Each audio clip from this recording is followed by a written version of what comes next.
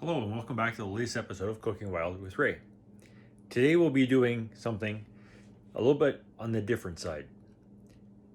Crispy Asian style bear. I'm replacing the pork with bear for this recipe. Something simple, nothing too extravagant other than the bear. Lots of garlic, a little bit of soy sauce. Something easy. I've substituted a few of the original recipe ideas with more commonly sourced items. Hopefully you can follow through and try your rendition of this at home. Spice it like you want. Alright, here I've got some relatively thinly sliced bear steaks. Got enough for one portion. Just double this up to have dinner for two. Or in this case, it'll be a dinner for Cooper and I, because I'll slice most of this in half.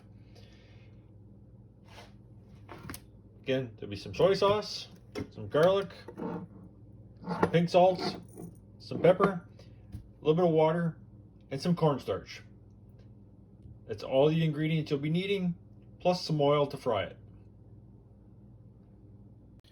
So here, for the amount of bear steaks I have, I'll be taking a good heaping tablespoon and a half of minced garlic. We're taking a whole tablespoon and a little bit of soy sauce. Add just a little bit of salt.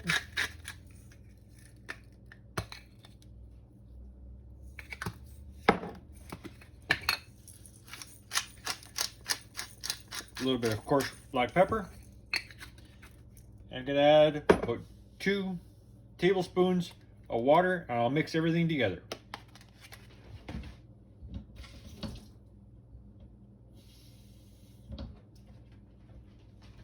So here, liberally mix everything together. You're gonna let this sit on the counter, covered up for about half an hour, minimum, maybe an hour. That way all the flavors are gonna blend and your meat will be at room temperature when you get ready to flour and cook. All right, it's been about an hour here. I'm gonna take my bear that's been marinating and I'm gonna flour it with cornstarch. The usual recipe calls for a mixture of almond flour or corn flour, but seeing as we have a limited store here for Asian supplies, I'm just going to use cornstarch. So here we're going to get them all covered up like this. When they're all floured and ready, they're going to go into some extremely hot vegetable oil in a pan that I can just submerge them just enough, and I'll flip them once for the first cook. So I'll get these all ready and we'll get ready for the next step.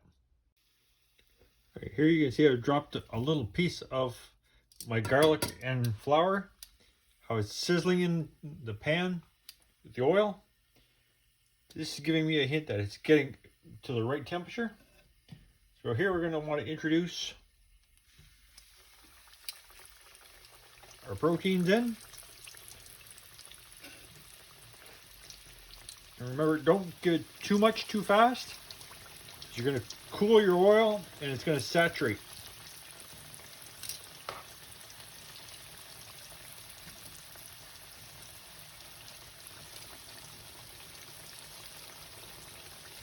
And here we got a good sizzle on it. We're going to let this go about 3 to 4 minutes. We're going to turn it again, make sure it gets a nice golden crisp on it. And we're going to keep our oil hot. After we've got this initial crisp all the way around, we're going to remove it, let it sit a little while so it keeps cooking. We're not going to cool it off. We're just going to let it rest for a few minutes, and it's going to go back for a second fry. All right, I'm just about ready to get these turned over. Make sure that nothing sticks together. And see how this oil here is all separated with the extra crunchies? We're just going to take these aside and flip them. See how they've got a nice golden brown color? This one here again.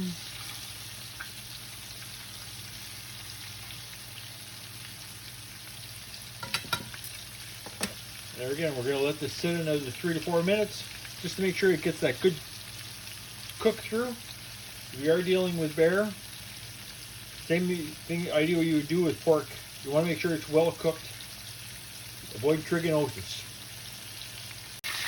Alright, here I'm going to take my bear out. Let it rest. You see how it's going to completely cook through. Crispiness on the outside for the initial cook. And all these little leftover chunks here, we're just going to strain them out. We don't want them to burn in our oil while it stays warm. The last thing we want to do is have a burnt flavor. You gotta make sure your oil stays warm. You don't want to bring it up to an even higher heat at this point.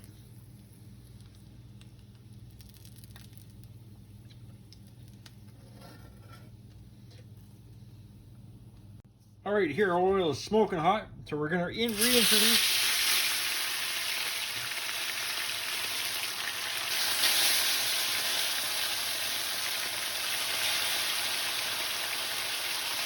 here we're going to let this go a good 3 to 4 minutes per side again, just to get that hard crunch sear on it. All right, we're about ready to give it a roll over. It's going to get really dark.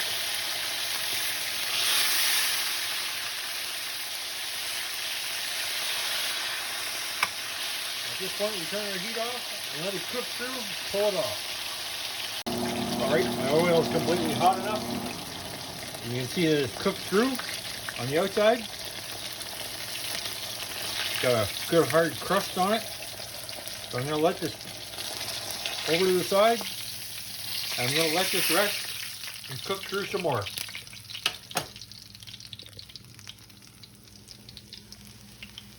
And as you can see, it's still glistening with the oils, still cooking with the internal heat that it's been given. And that's exactly what we want to have happen. Here you go. I'm going to take a piece of this bear. See how it's cooked throughout.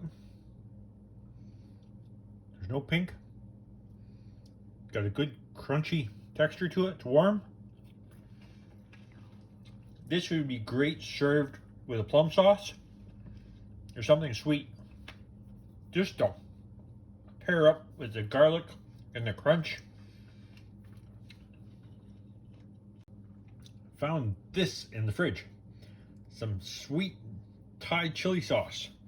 We'll give that a side, see what it's like. A little bit of heat, a little bit of sweet. Great marriage to go with the garlic.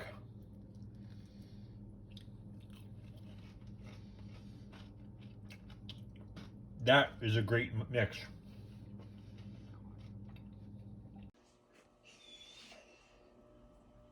Hopefully you can make this at home. Pair it up with some sort of Asian noodles, mixed vegetables with onions. Any which way. Put your own kick to it, spice it as you want. Add a little bit of chili peppers to it even for your marinade. If you like what you see, share the ideas with families and friends. Remember, in these times, help out those less fortunate. If you have any extra wild game, fish, berries, whatever, share it with those who are less fortunate. Thanks again.